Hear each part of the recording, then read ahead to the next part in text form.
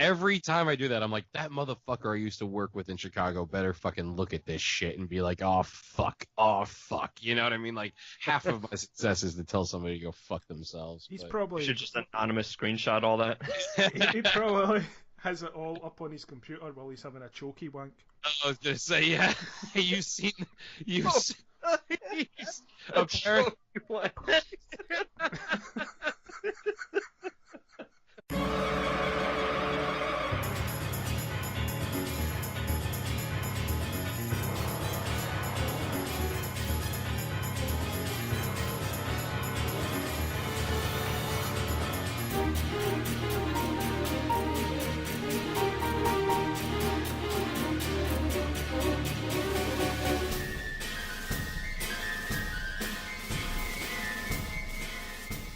Oh, wow. If you're a fucking psychopath that wants to edit. I was gonna say, especially if you have 9 people on, dude. I mean, it's not that bad. I've done shit like that, but my senior project. Some of my projects at work have been like that. Like, oh, I have to fucking sync up somebody presenting in front of like 200 people at a hotel with their slides full screen. You know what I mean? And it's like, and I have 2 angles because there was a wide shot of the screen behind them. So you gotta like line like the whole thing up, and it is a pain in the nuts. But when you're done, you're like, wow, that does look pretty fucking cool. Like, I know how to do that shit. But live is always better. Live is always better. For my senior film, I had to learn on it because I had edited little things before, but for the senior project, I was supposed to have another guy do it, and then he backed out at the last second after everything was done, and I had to ADR my entire project too. So I was like, oh yeah, and I didn't have like the synchronized or whatever that program was that did that shit. That was I spent weeks for like an 8-minute short. Dude, I can only imagine. I probably would have killed myself. I probably would have just fucking. The problem was that a friend of mine shot it, and he had his own like Steadicam and everything. It looked beautiful. So I was like, Jesus Christ, they have some fucking rookie, me, editing it.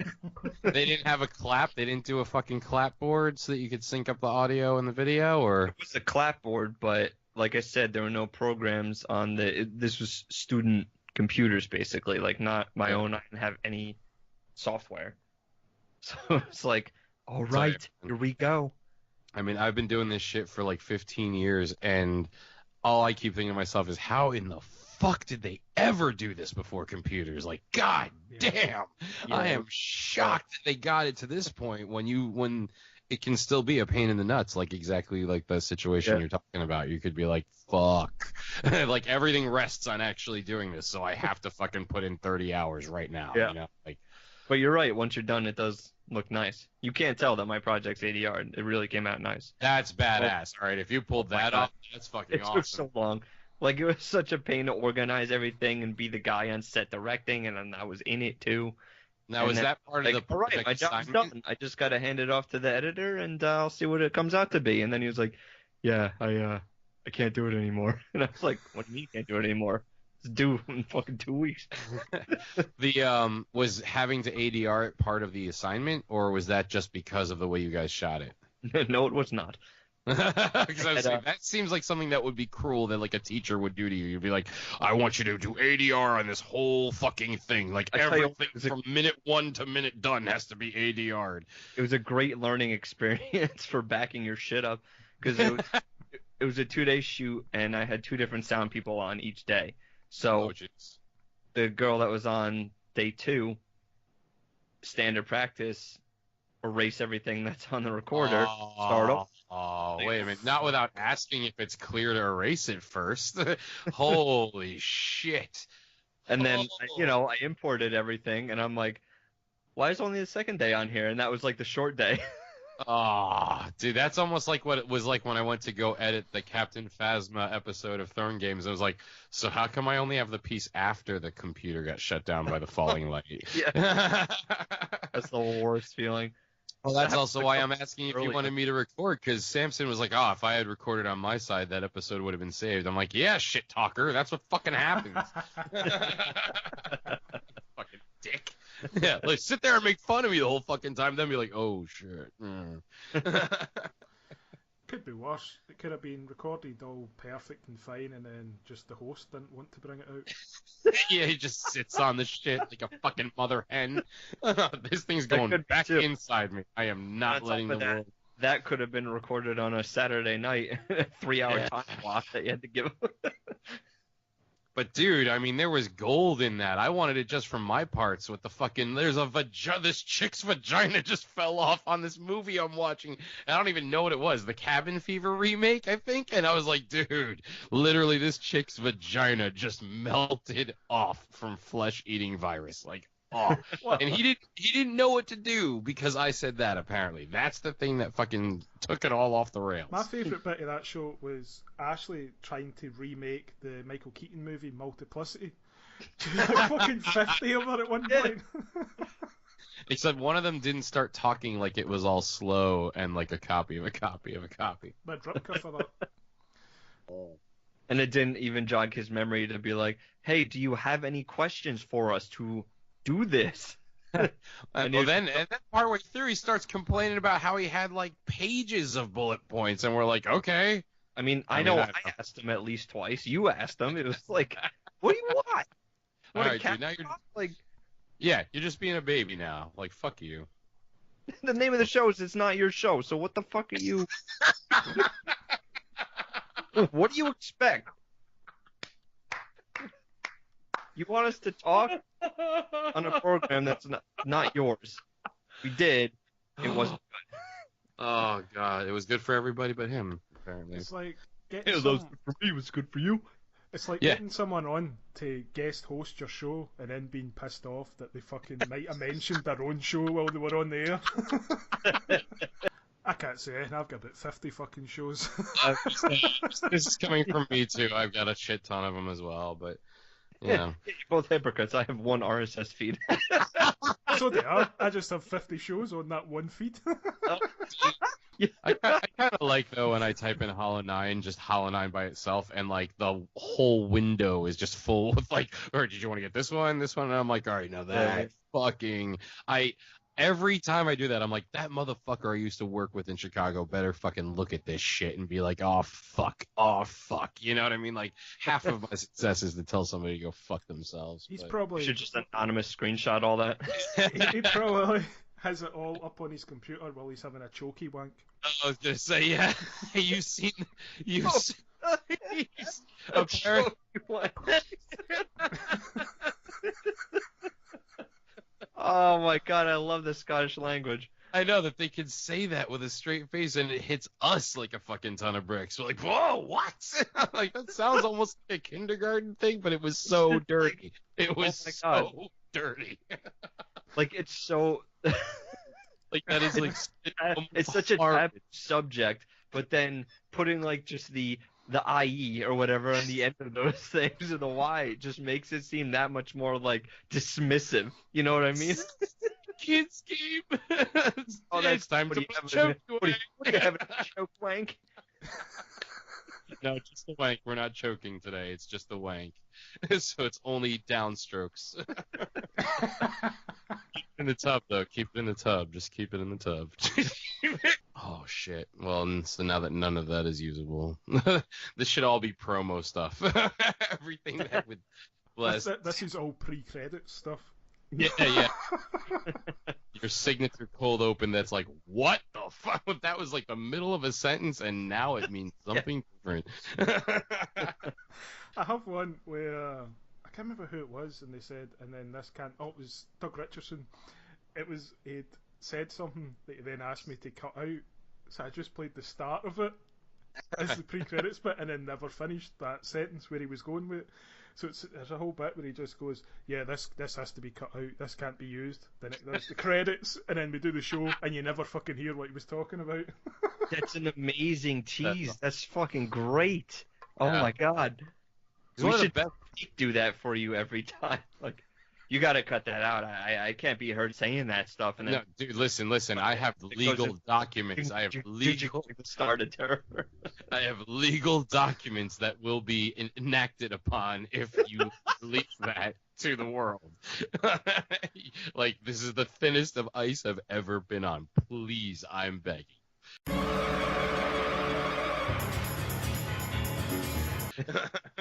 I had a Drew Carson show one where the cold open was me saying, and that's why you're a piece of shit and I fucking hate you.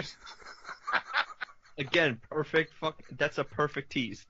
I said the best part is when you finally get to the part in the episode that catches up with the cold open. You know, it's like I'm like, oh my god, this is an hour and sometimes like if you don't listen to the full edited version, because like some of the live stream versions are still up there on YouTube, so I'm like, wow, man, that was an hour and a half in that line that wound up in the cold open. Like, damn, you almost forget it was there, and then it hits you again, and you're like, oh shit, yeah, that was definitely there.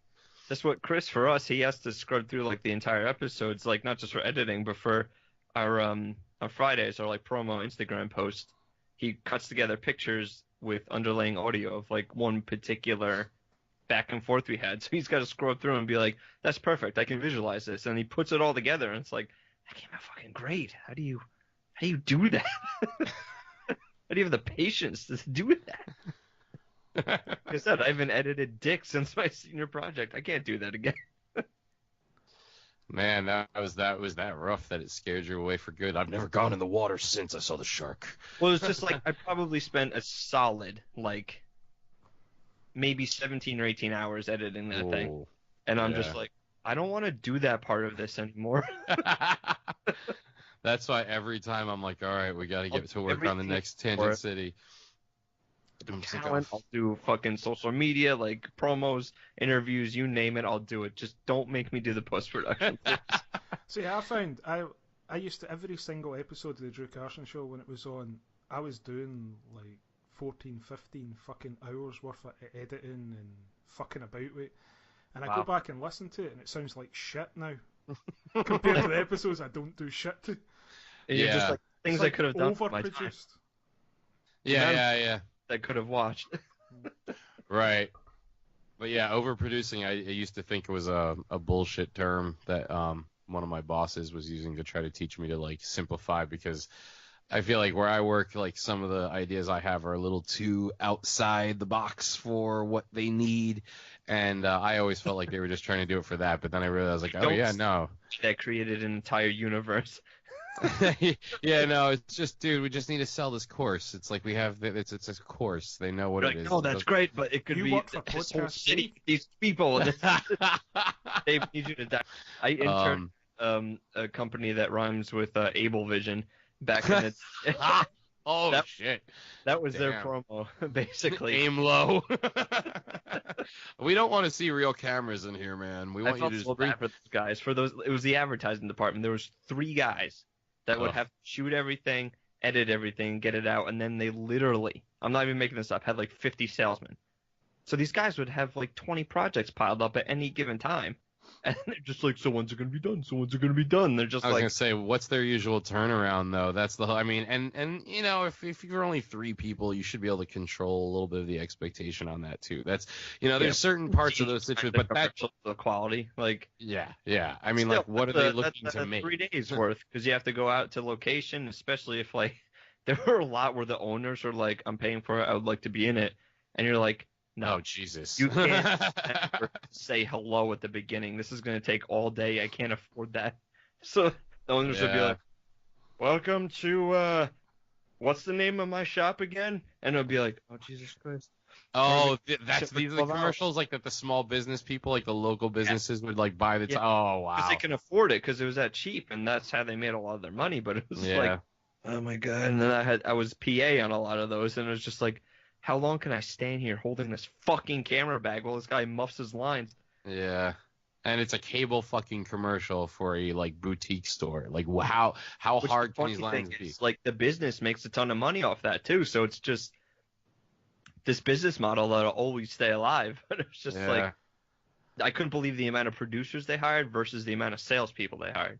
Right.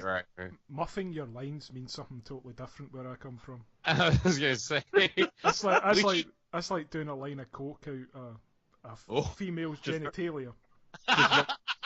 Just very poorly.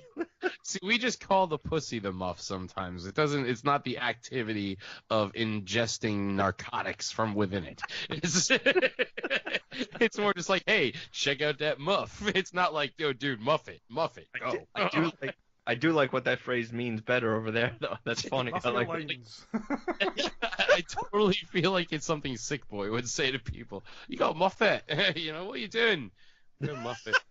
that almost sounds like a phrase like if you have to do coke on the go. That's how you At least get some chick to put it up her twat for you first. It's better to do it from there than just from off of some random table that could be covered in bacteria. Have you ever had nostril herpes? Yeah. Do I you mean, want that high? Do you also want a yeast infection? in your eyes? we got to do a slang exchange episode. Oh, I feel like this shit. is the most highbrow this show's ever been. Yeah, we are getting pretty Same. intellectual. For sure, though, we should make bets because I'm pretty sure that'll be the intro. Yeah, I was gonna say there's a couple spots in there that I'm like, it could be that one now, or it could be another one. We shall see when Drew works his Like magic. A half a second intro, or it's just Dave going like twat, and then they just went to credit.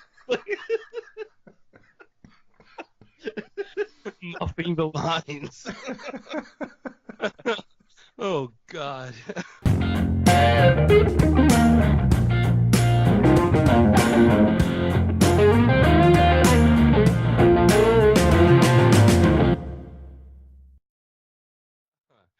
Oh On shit. your toes. Whew. So, Wow. Scarily, I actually got sent about 30, Jesus. 32 concepts, of which I narrowed it down to 6 because quite a lot of them were mildly offensive to borderline racist. I was gonna say, let's just do them all. Let's blow through it. I would say that's a season right there, man. What is that? 10 episodes right there? 3 ideas an episode? We could rock that. That's Done. a fucking season order right there. You hear that, Netflix? We want Netflix podcasts to pick this shit up. If there even is such a thing as Netflix podcast, which they're probably going to now make, so fuck you, that's trademarked to Terror Firma Artists Union now. As of right this fucking moment. I would imagine the Mile High would consider itself the Netflix of podcasts because they've got so many podcasts on because they don't have that many other shows. They have music. Though. They have a lot of music. Take the piss out the station it has you on. I'm trying to save you. I'm throwing some sand on it. Go, well, they have music. They got music and shit. That says something And about shit, the quality of my podcast, where it's on once a week on that. Oh. What's playing here? Dead air. We can't have you again. You're awful. I just presume no fucker listens to mine, so I can just see whatever I want. You have on right now, damn it. You can't have you on again, though. Your show put our ratings at an all-time low. You're like the ET Time video slot is game on Sunday. Atari. You need to play Sunday at 3 a.m. Good luck. That's not even the death slot. That's the past life fuck you slot. You know they don't fucking pay attention to your show or anything you say about your show when you fucking advertise it for like 2 months straight with the wrong fucking time slot. No, really? Yeah. I think they're like, you're on at past. I'm like, am I? But I was on at fucking 7. There you go. Oh, Listen to shit. some other cunt show. Oh, man. I also like to see how close to the hour or how far past the hour I can give them an episode and see if they'll still play it. Or if they just cut you off. You're like playing Russian roulette with exposure there. You're like, maybe it'll happen this week, and let's see.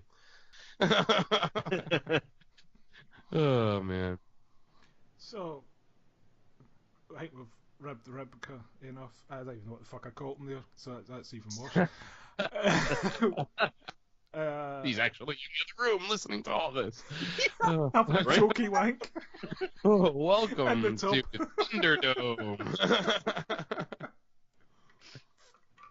You knew it was only a matter of time before this happened.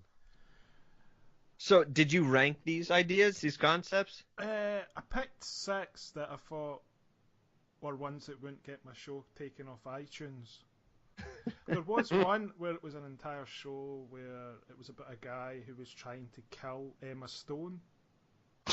Like in real life. Yeah, and the plot device for the episode was he actually meets her, but you have to have it in a weird situation where he can't kill her. But obviously, he then has to go home and be really pissed off that he didn't kill her. And I was thinking, that's not even a show. That's just this guy wants to kill Emma Stone, and he met her once. I think that guy has a chokey wank to that idea.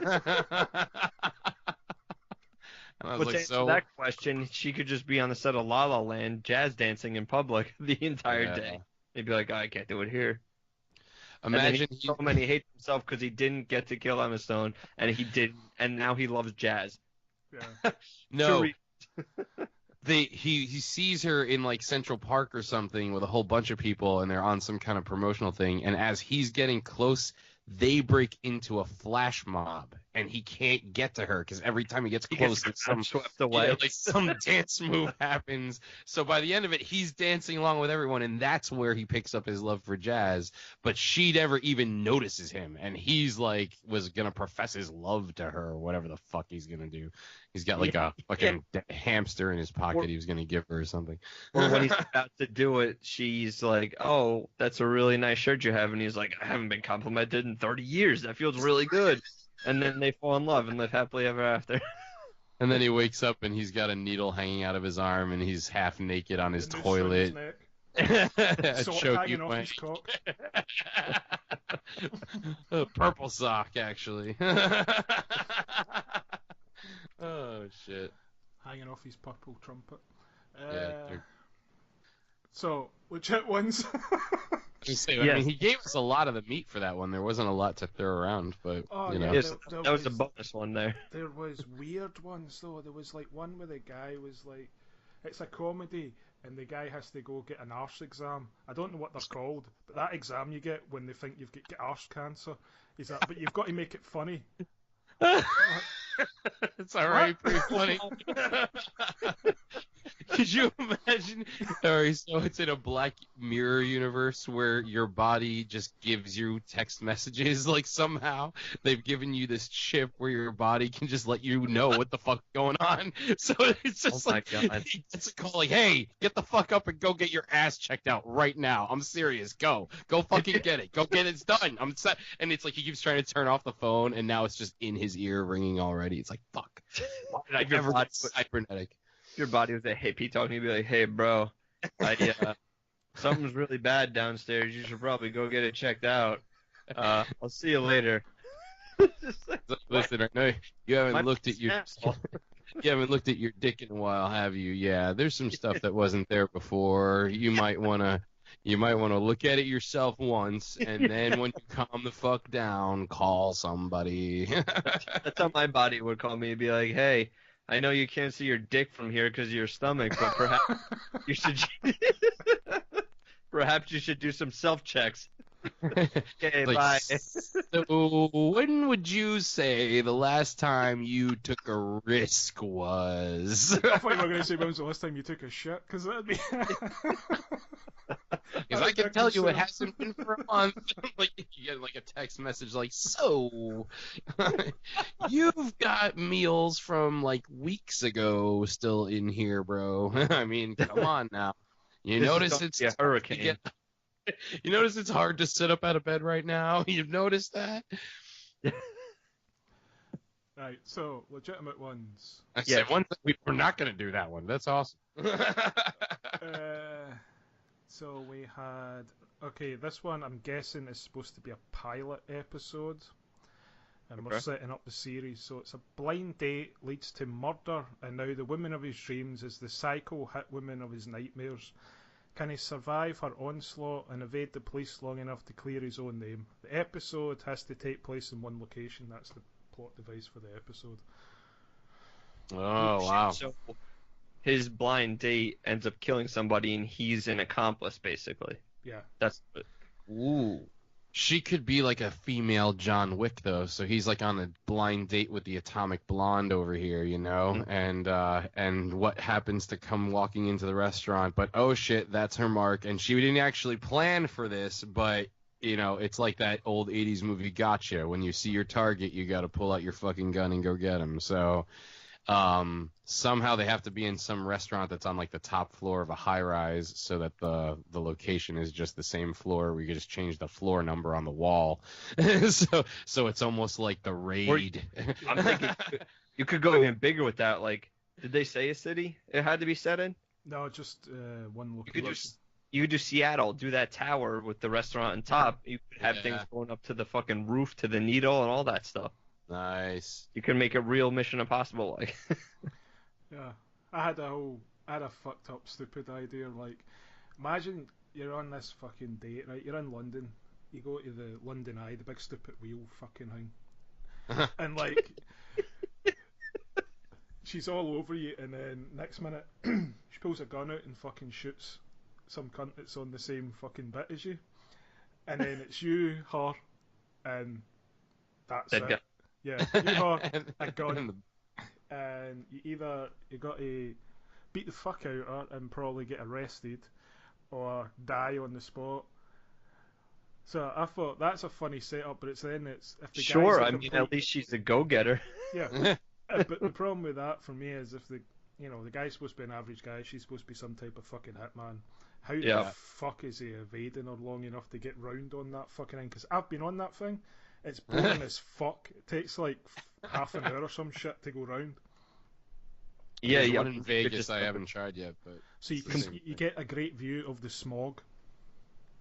Yeah. So wait, now she is supposed to be a hitman, and what you were just saying there, is she killing somebody in the same car as you guys, or is she killing somebody in a different? Like, aren't they booths kind of? Like yeah, it's like a booth. It's probably about I don't know, 12 foot long, something like that, 14 foot long. So they're not massive. That's the problem.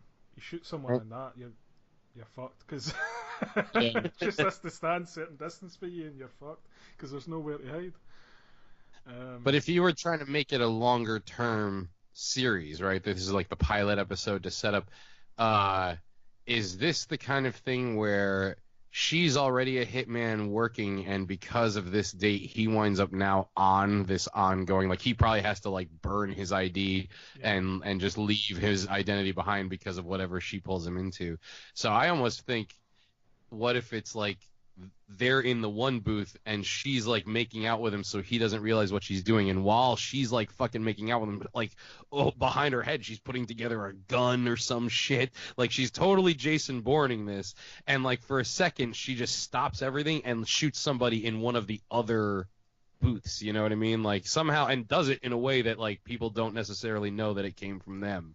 So he has no idea until that happens, because in that booth, like even silencers, it's so fucking loud still when people shoot. So somehow there has to be a way where it'll be like loud as fuck in their booth, but like not necessarily loud enough that everybody else would have had their attention drawn to that it was her. You know, like I feel like so that it takes the entire episode to build up to that, and that's kind of I feel final like thing that happens, and then they don't have to wait to be on that the whole time.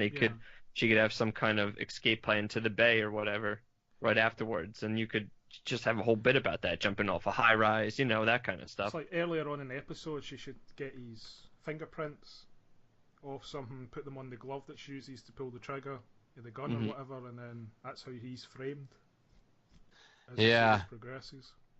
So do you kind of see it more as he's chasing after her, or they're working together? I was thinking as she just has to take him along as some kind of backup plan on these series of murders, like maybe she's taken down an entire drug ring or it's female collateral, dude. Oh shit. Yeah. Or like she frames this guy, falls off the wheel and escapes, and then he's just like Seth Rogen he's just like left there with a fucking gun of a murder weapon, and he's got to figure out how to get away. But ready for this? I love what you're doing. I love where you're going. So far fetched, though, to him be like this goofy fucking can I get away with it run from the police guy. Like I feel like it would like Dave said, it would have to be female collateral.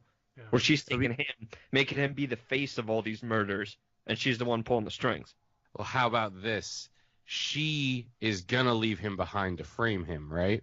But as she's making her escape, she like hurts herself. She falls and fucks up her ankle or some shit. And he doesn't know necessarily yet that she was putting his fingerprints everywhere and making sure that like it was set up. So he sees that and he fucking saves her. Like he like the dim-witted fucking accidental awesome spy, you know? That could be the twist for the second episode where like end the first episode somebody's murdered and you're like, oh shit, I didn't see it going there. And then the second episode he's kind of like, hey, why'd you need my DNA and fingerprints? Yeah. Wait a minute. And then like and I even hear it in the trailer. She's like, so I should probably tell you something, you know? And it's like, oh fuck, you know, like that can be the comedy part of it where it's like he can have these little like marital like jab jokes where it's like, yeah, no, you're fine, except you were like, remember when you tried to frame me for murder? Like, yeah. Oh my god, this could be them. All right, so we're totally doing what is it, Mr. and Mrs. Smith? This is them in couples therapy, and they're talking about how they met. You know, or they're telling. You ever see Date Night? Steve Carell, Tina Fey. Yeah. Elements of that for the guy who's not into killing people, like, just somehow stumbling out of everything into another dangerous situation. Yeah. But it's, I mean, obviously, like, you set it up so that, like, the course of however many seasons, probably the first season for the most part, it's him becoming more and more badass, being brought out of this. Because, I mean, like, I think if he's going to be a Seth Rogen type character, like, obviously I'm immediately going to this is Pineapple Express Seth Rogen. So it's, like, sort of half put together, but still a fucking mess, man-child kind of thing.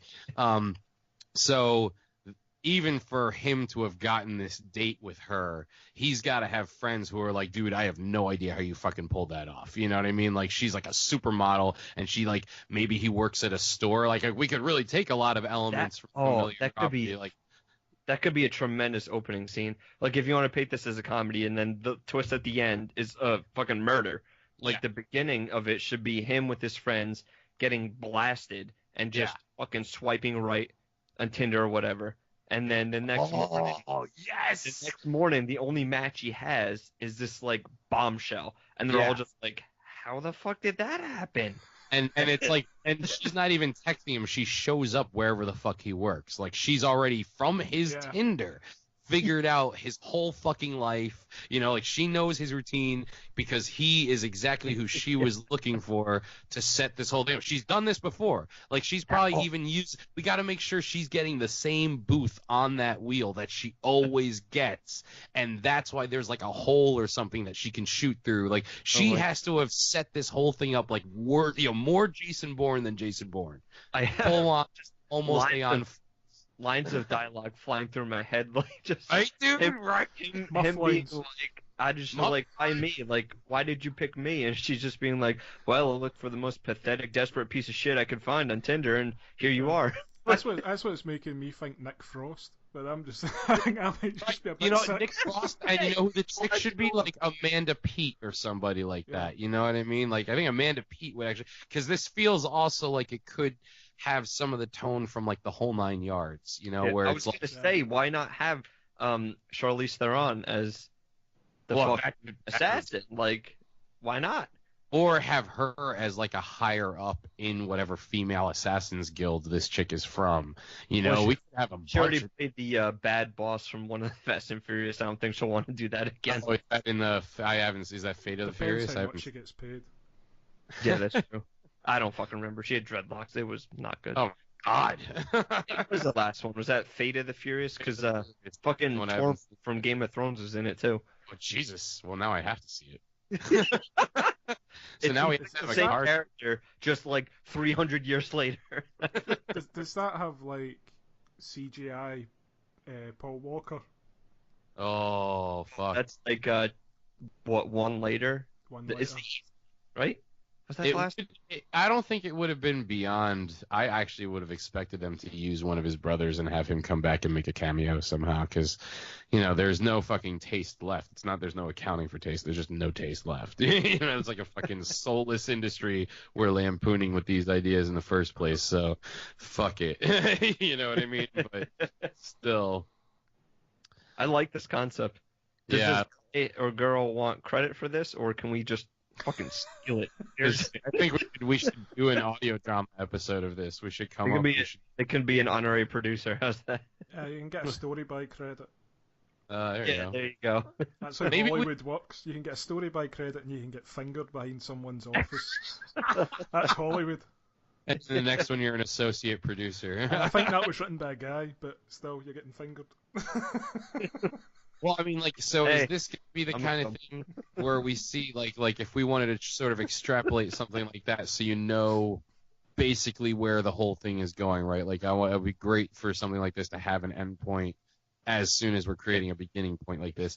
So, I mean, ultimately, we see them crossing from where they start to where the other one is, right? Like, he softens her, she makes him into this badass, and then the big decision is, do they wind up together at the end, or does one of them get killed off partway through, and then that becomes the driver for like a sort of invented second half of the show?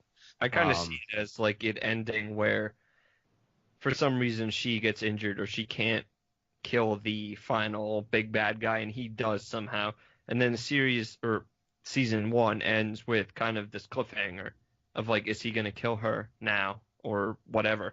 And then that's how it ends. And you have season 2 pick up 6 months, whenever, 12 months later, and when it's actually released, and it could be literally the minute after. Kind of like they're doing with The Incredibles. Incredibles 2 is up like right after the first one, even though it's been fucking, 14 years? Yeah, something like long enough I forgot. So you could just do that where it picks up right in that kind of riff in their relationship and just leave it cliffhangers every fucking episode. Why not? If you wanted to like Breaking Bad it, so yeah, something like that. Yeah, but if you wanted to Breaking Bad it, you could come back season 2 and it's like 2 years later and they have a kid. You know what I mean? Like, we have this whole. We could have, and then you could backtrack or whatever. Do all kinds of timeline fuck ups or like whatever you wanted to do with it. So if he got to the point where he was thinking about killing her, because I mean, I think the reveal that she was going to set him up, and the fact that they probably have to deal with ramifications of all these little things she did to set him up, because she was going to leave him behind. Like, all of this really starts because he's a gullible fuckstick who falls in love with a hitman who was going to set him up to take the fall. And he winds up saving her because this is the first time she's fucked up in 20, 25 years of doing this. I almost see this could almost be like a Black Widow type character and Seth Rogen, and by the time we cross, it's like he becomes Chuck almost by the end, you know, just without the computer implant. And she decides maybe she doesn't like this life anymore. And whatever happens at the end, whether it's between them where he's deciding whether or not he wants to kill her, or they have to decide to team up because she couldn't kill the fucker that she was supposed to kill and he did, and now there's all this evidence that he murdered somebody before. So now they're in this whole other sort of frame of mind. It's like, we're not even in this game anymore of who do I need to kill, who am I being paid to kill. We've got federal fucking agents after us and hitmen after us. It's like we've got armies from both sides of the law chasing us. You know, it would be fucking hilarious if like you left the episode or a bit somewhere where it was like, she's, like you said, maybe considering getting out of this life, transitioning, whatever, and he pulls off the big hit, right? They bring him into some secret society, like maybe a John Wick kind of a thing at the hotel. Yeah. And like, call it $500,000 or something like that, and he's like, you get paid this much for doing this? Like, what are you talking about? This is a great gig. And then, like, they stay in it or something like that, or he at least stays in it. And but she has to get pregnant, though, and that has to really push her, like almost like Beatrix Kiddo. If she finds out she's pregnant, now she really wants to get out of the life. And if we pick up the story either season 2 or season 3, could start to transition the two of them, where she's being ruthless because she wants to kill everybody and get out without any connections, and he is learning how to do this because it's a great paycheck and a great way to take care of this woman who you've somehow fallen in love with over the course of murdering people. Right. I feel like the last episode should be they've just spent 4 hours walking around Bed Bath and Beyond looking at fucking throw pillows, so he just kills her. He kills her and every. So if you do this thing at the end of season 1 where it's like he's got a gun pointed at her, she's hurt, he's already killed the boss or whatever, and then it's kind of like, I could kill you right now, and then you open season 2 literally in the next breath where he's like, I could kill you right now, and they're looking at different bedspreads, and he's like, literally, this is so much better than the one you're picking out. I don't know how you're fucking doing this right now. Look at the thread count. Just look at the thread count. And then like it's the same he did, and then you can backtrack. You do a memento thing. Yeah. Into that way. And I think she definitely, to stop him from killing her, like the thing that pushes him over is her just saying, I'm pregnant. Like while she's on the ground looking up at him, bloody, like staring down the barrel of a gun, and she's like, I'm pregnant, it's yours. You know what I mean? And it's just like, if he was like, no, it's not. We didn't even have sex. And she was like, yeah, we fucking did. Yeah, about that. Like, are you kidding me? You remember that night we tried fucking grain alcohol for the first time, like homemade fucking moonshine? Yeah. Everyone needed to kill the hillbilly and drank homemade moonshine. Yeah. She's like, remember that week when you woke up and didn't remember 2 days? Yeah. That was, I'm going to have to fill you in on that. But I also think they should do things where, like, they drive each other so crazy that instead of killing each other, they kill everybody around them. Like, what if they're walking around that Bed Bath & Beyond and he wants to kill her, but then, like, the manager of the store or somebody fucking bumps into him and it just goes off. And as soon as he starts killing somebody, she starts killing somebody. So they wind up walking out, like, pushing carts full of stuff to take home, but everybody in that fucking store is dead and it's on fire and about to explode. So we can do that. Okay, so that we have season 1 laid out. Season 2 could be, like you said, the kind of 2 different trajectories. So she's killing in order to get out. He's killing in order to learn how to get in. And at the end of it, the agent, whoever runs the fucking thing, is like, I don't know what you're talking about. Like, you're staying as a team. You're the most ridiculously effective team we've ever had. Like, welcome back. And then that's how season 2 ends. Yeah. Oh, nice. They get pulled back into the organization because they were so impressive with how fucking badass. Back in. And then season 3 has to be about their kid. Like, their kid has to be starting to get old enough to notice that they are starting to fuck up their stories when they try to cover where they go when they disappear for long stretches of time. And so you can keep doing that time jump kind of a thing. Yeah. But maybe you don't backtrack like you do in season 2. This time, open up 15 years later or whatever, 13, 12, however old it takes for kids to start being like, Mommy, why is there like an AK-47 in your underwear drawer? Yeah. Yeah. I think between that or you go the kick-ass route where she's being trained to be such a badass at like her early age, like standing there with a bulletproof vest on waiting to get shot, you know, like that. So again, like an Incredibles thing where they're kind of brought up in this life. Like, yeah.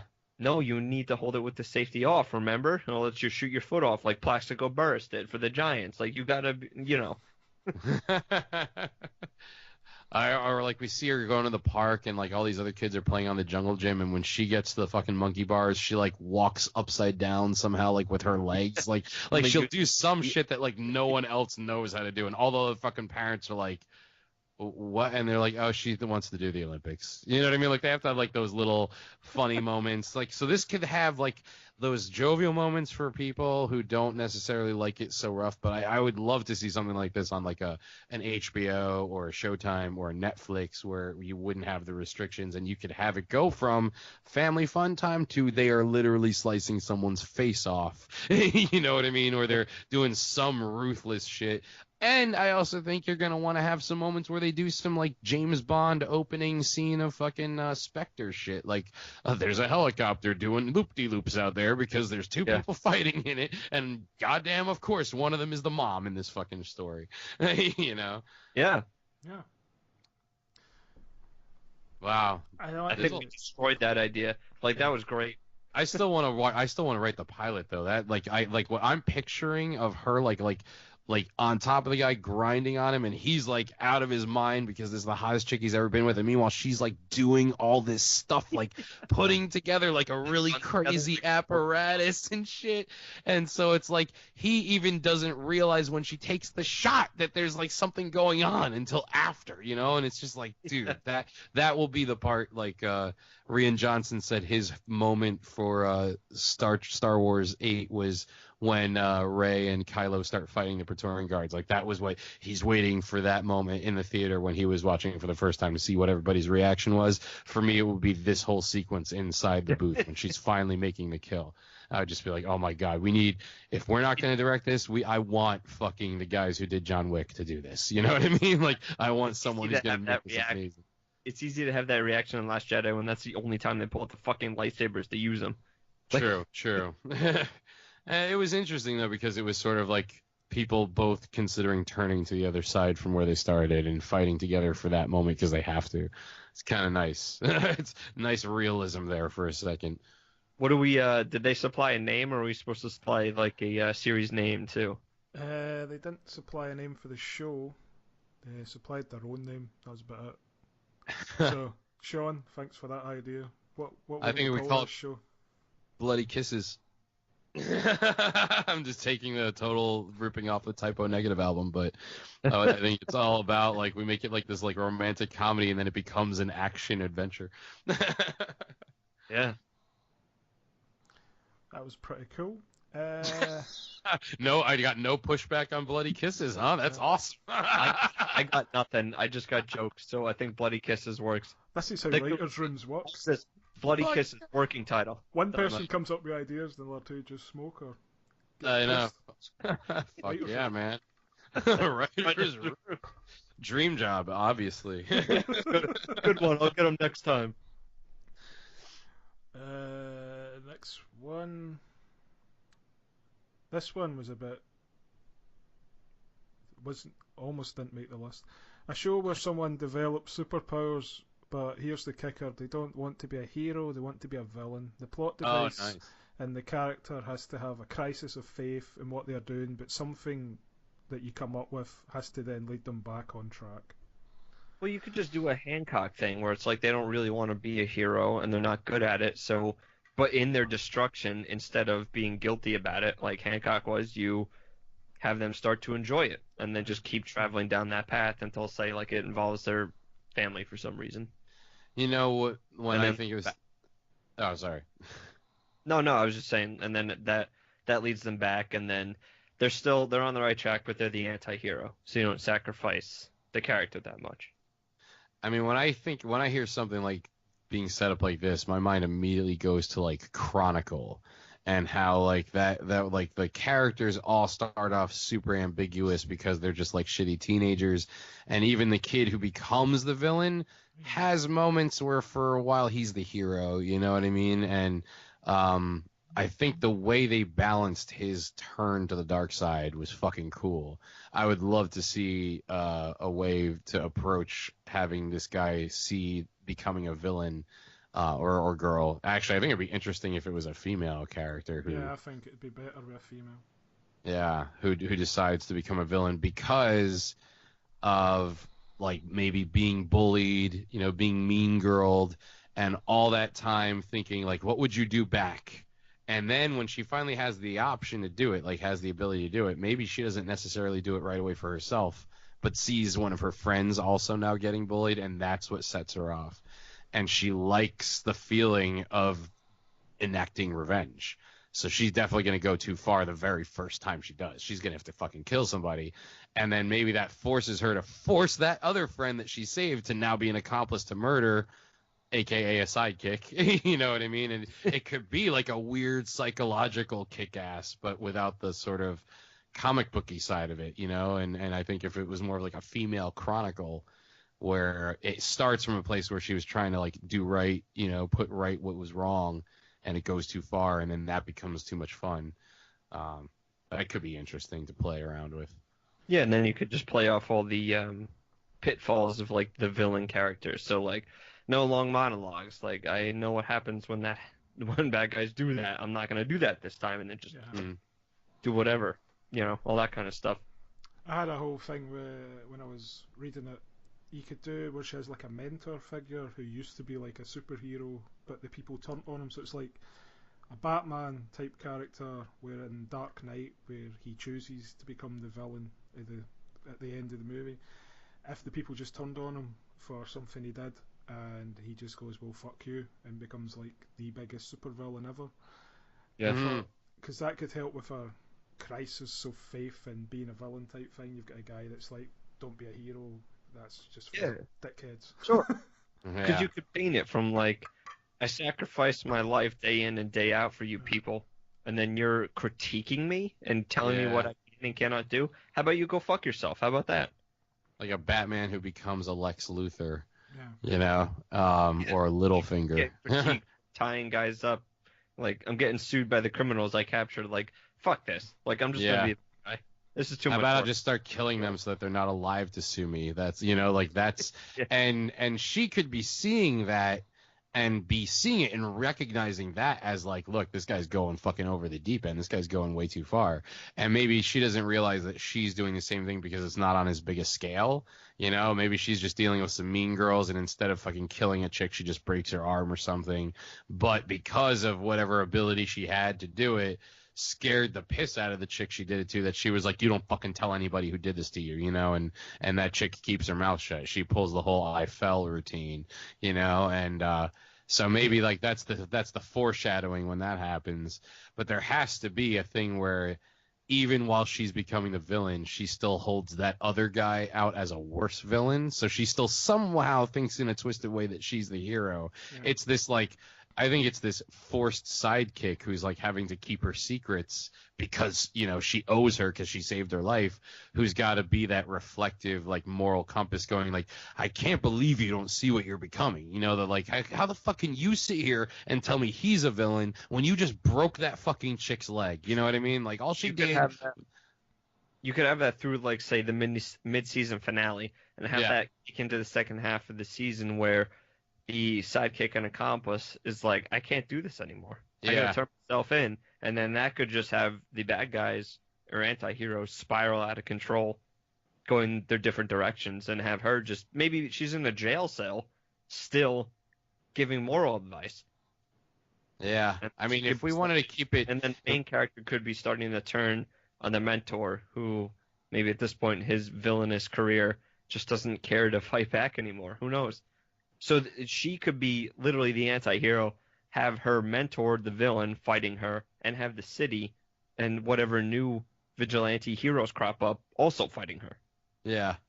I almost think we got to push the accomplice sidekick to where she kills herself either in the prison or maybe like to avoid going to prison. But it's like, because she's like, I'm keeping your secrets, I'm keeping my secrets, I don't even know what to think about this shit anymore. I mean, I think you're crazy, and then there's this guy who's even fucking worse than you, and then there's superheroes popping up. Like, what the hell world am I living in?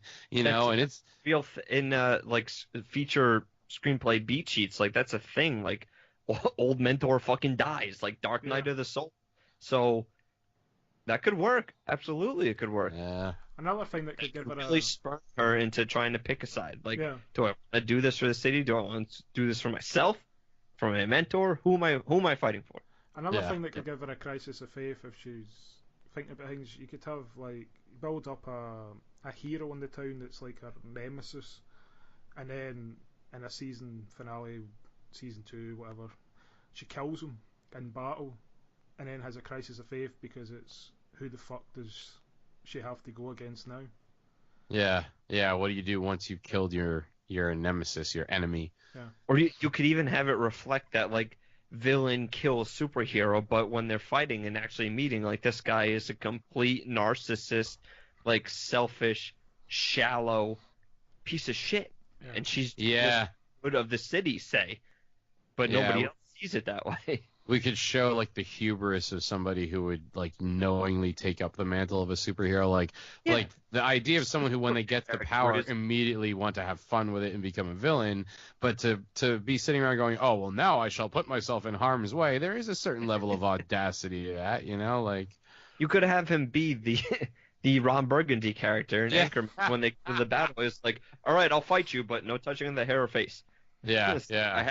I have this image to uphold, and there will be pictures. Like, that's funny. That's exactly right on. Absolutely. That's basically Batflick. Yeah, exactly. I think wasn't there superhero movies, by the way, where they're like, "Oh, I'm so out of shape," and then there's fucking 12-pack abs on them. Like, go fuck yourself. Yeah, fuck you. I mean, that's actually what I thought was cool about Chronicle. Chronicle was just about normal people. I mean, I don't know why that is sticking out to me so much from this idea suggestion. But and I think there was a rumor for a while that there was a sequel in the works that was going to basically focus on this idea. It was going to follow somebody who is like a supervillain, you know what I mean? And we're seeing the found footage from their side as opposed to like a couple guys who stay good and one guy who goes over the deep end. Sort of like the opposite journey. But I don't know. I kind of like some of the elements that we're bringing up here. And I feel like that's one of the things that Chronicle didn't have for me was they didn't have a mentor character. They didn't even have anything that really gave solid answers as to where they got their powers from. Sometimes with these types of stories, I think in the comic book world, I feel like I'm still a little bit of a traditionalist, so sometimes I want a little bit of at least a hint of an origin story somewhere. And I know there was a hint of that in Chronicle, but I feel like I would want something a little bit more concrete. So definitely one thing I think that needs to be kind of handled carefully would be whatever it is that gives this girl her powers and whatever is giving other people their superpowers. You know, is this just one of these like assumed comic book worlds where all right, it's like the Highlanders. Some people are just waking up and they're fucking immortal. Some people are waking up and they can fly. Some people are suddenly shooting lasers out of their dicks. I don't know what this means, but be ready. It's Homo sapien superior, as they say in X-Men. And we could have I think Theory of a Dead Man does a song called Villain. You could have the kind of a comedic rock song intro to really set it for it is more fun to be the villain. And then that's your anti-hero right there. Yeah. You got to have like Hans Gruber posters everywhere. You know what I mean? We got to pay homage. Because I think he and Ave, like, famously in an interview for that movie was like, it's fun to be naughty. It's fun to play the bad guy. You know, and you're like, oh, shit. All right. Yeah. That idea came to Watching us this right now, by the way. That idea came to us from a person who wants to go by the name of Wiki Wiki Wow Wow. Like the DJ, like McLovin, like really shitty Will Smith lyrics. Yeah. Wiki wow wow. That's funny. It's like Wikipedia but less authentic. With a vagina. Muff lines. Yeah. Wiki wow wow. Hey, your wow wow is out. Yeah, wicked wild wild west. Wiki wow wow wow. Will Smith, Desperado, Rough Rider. No, you don't want nada. Oh. Brother Loveless running this. Ah, fuck. I used to know more of that. Yeah, man. Throwing down on the mic. I tell you, Wild Wild West is one of my favorite bad movies of all time. Wild Wild West. It's so bad, but it's so fucking entertaining. Yeah, I don't know. It's got some moments in it, though. Because it's like they filmed it with the cockiness that this would be the next big thing, but it's very clearly not the next big thing. There's just sort of missed the difference. Like you watch it, you're like, they think they're good right now. Well, wasn't that was like a big Kenneth Branagh jerk-off movie, right? Like, wasn't that his sort of, was he directing that? Did he direct it? Kenneth Branagh usually directs a lot of the stuff he's in. I don't think John Peters had something to do. It was John Peters was the guy behind the script, not the writer, just the guy lying on a couch. Barry Sonnenfeld. What to do? Oh, was Barry Sonnenfeld? Yeah. Yeah, it was Mr. fucking Men in Black.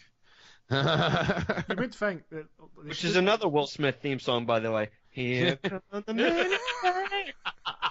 In case you're not keeping track at home. Guy who sings Will Smith theme song music. Now, why didn't he do a song for After Earth? He probably left it up to Jaden, and he was like, I don't feel like it today. We're hurt, trapped on After Earth. They're doing another Karate Kid movie. Was his not good enough? Oh, God. They should bring Ralph Macchio back, like the way they're doing Creed. You know what I mean? You got Rocky in there. Bring Ralph Macchio back. First of all, he is in the club of people who has had so much work done on their face that if you took a picture of him from the original Karate Kid and a picture from when he was even on, like, in the 2000s, the early 2000s, like Entourage, it was like, that is Ralph Macchio. Go fuck yourself. But, like, literally, if you put him in a police lineup, I would not have said that's Ralph Macchio. Well, those crane kicks take their toll. I was going to say, it's an easy, like, you bring him back and then you just make him have cancer. and then that's how you get a fucking Academy Award nod for it. I need someone to fight for me in the All Valley Regional Championship. Stallone was not that good in Creed, but he got a fucking Oscar nod for being his best supporting actor. I'm like, he's just doing the same thing he always fucking did. This time you made him old and have cancer. That's the difference. That's like a kiss the ring move there, though. They're just like, well, Stallone, we don't know how much longer he's gonna be doing this. I always put it down to was because they didn't get the nomination for Rocky, the first one, because he was up for best screenwriter for that. Screenwriter, yeah. And he's not written anything of the same quality since, so I always believe it was because they snuck him for that. It's certainly not The Expendables is not the follow-up script for Rocky. I'm so excited for Expendables 4, and I don't even feel guilty about it. That would require me having seen 1 through 3, which I have not. I think they're available on Netflix and such. If you I need should to watch probably. them. They are. You I should should binge them, because the great thing about binge watching it is you could watch all 3 back to back and not actually know where one ended and the next one started. Nice. They're all very anticlimactic. It's brilliant. Yeah. And it's funny because I think it's pretty clear cut that the first one is the best, and you can watch that knowing that in the fight with Stone Cold, Sylvester Stallone literally broke his back. Yeah. On that. So that's enjoyable to watch. That's awesome. That's always good to know. But it's funny because those movies were like the exact water cooler conversations we all had in like elementary school. We'd be like, yo man, if Schwarzenegger and Stallone and Dolph Lundgren were all on a team and they had to fight these guys, they would automatically win. It's that's why I love movies. And then at the same time watching them, you're just like, I fucking hate that I like some of this shit. It's so bad. It's not as bad as liking Sharknado. When people tell me they genuinely like Sharknado, I'm like, go fuck yourself. I'm like, seriously, I can't even take you seriously. That's what I said to the screenwriter. That's why he didn't do the interview on my show. Thunder Levin, is that what his fucking name was? You have to cut that out, I'm sure. Nope. The world knows who he is. Fuck him. That should be your open, Drew. Like, edit my episodes. Ah!